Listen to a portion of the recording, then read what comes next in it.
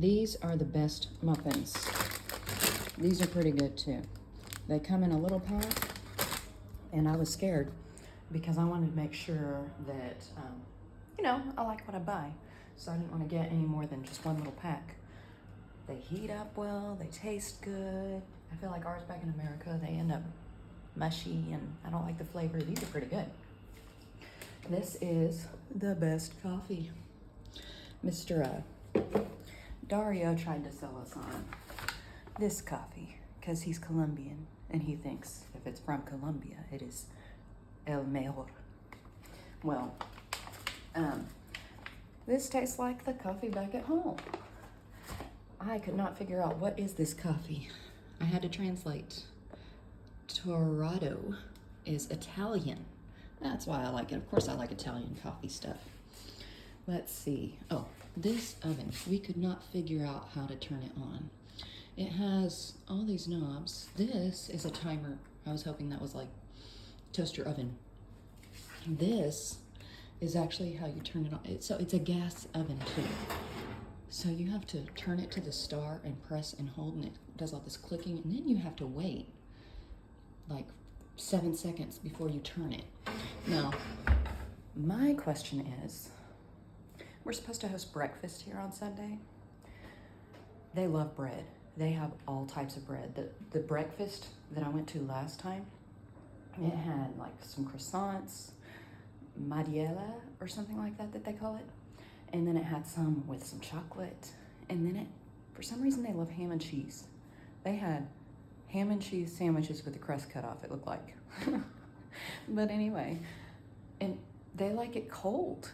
They don't want it warmed up. And so most of their bread, I'm like, it's okay, but it's dry and cold. It might be good if you warm it up.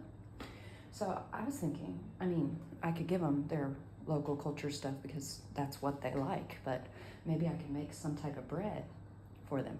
However, I don't know what temperature would work for biscuits and yeast. I'm not sure how well things would rise here, so I don't know if I want to take the chance. It might be nice. They have a lot of different breads, Italian influence in their culture, except they like them cold, which is hard to imagine. They also think it's funny that here in the winter, we want ice in our drink. Anything else I want to tell you about food? Okay, yes. So, we have milk and cream. You see how small this is? I don't think they have bigger at the store. And we went to the Jumbo store, the jumbo store, the superstore. You see this water? This is like the biggest water they have. And so it's 2 liters. I saw a guy carrying home this water yesterday. He was a local. I was like, why would he get that much water? I feel like you can't. That's a day's worth of water.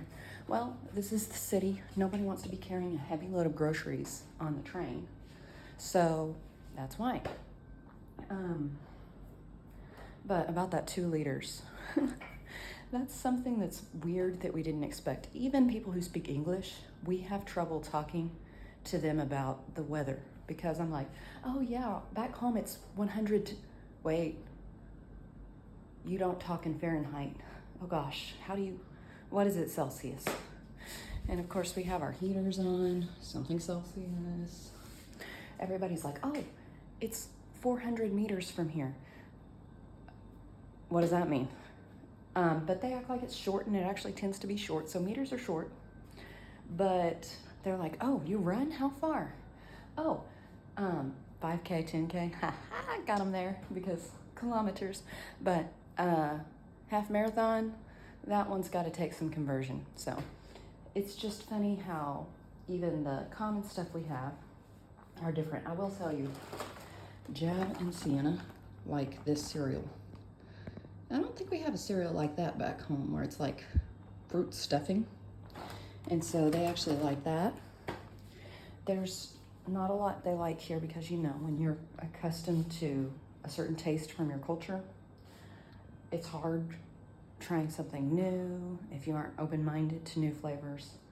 And so we will order stuff and then they'll go, I'm not hungry. And then we'll course, they do that back home too. Anyway, wanted to share some of the things about the food here and the culture.